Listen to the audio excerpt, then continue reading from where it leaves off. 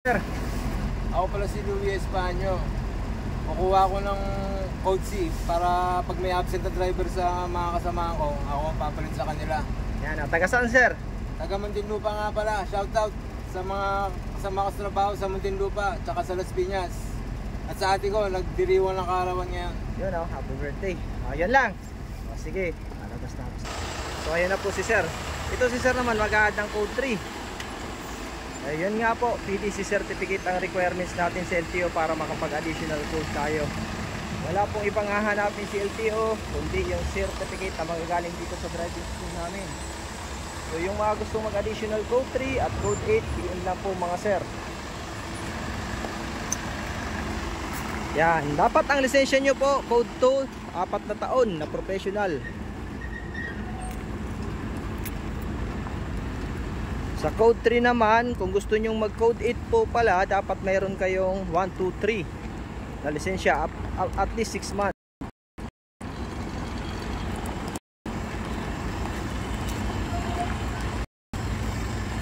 Ayun. So shout out dyan sa aking mga estudyante at followers. Pa-share po ng ating mga video para madami pa tayong matulungan ng mga driver na gustong mag-additional code. Kasi yun nga, madaming hindi nakakaalam na ang requirement sa LTO is yung PDC po.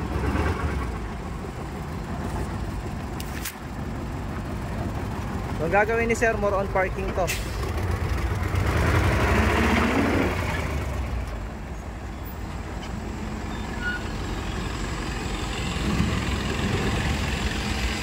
Okay, atras.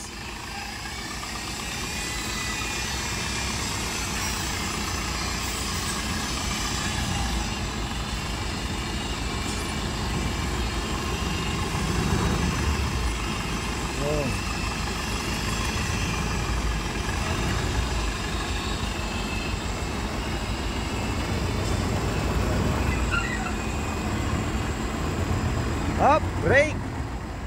Yan, go, abante.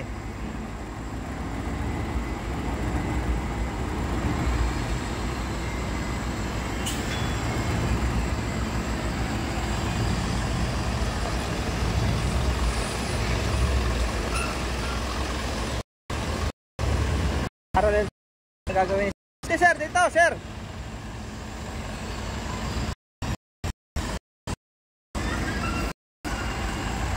Yeah, bante pa, bante.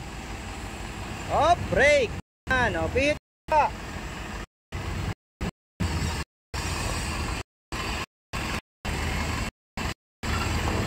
Oh. Yun.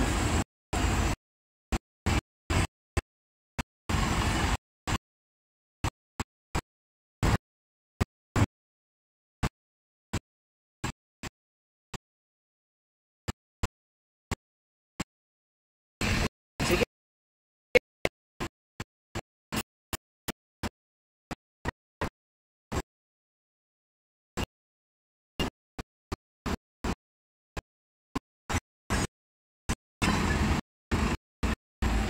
Nyotra. Ayos.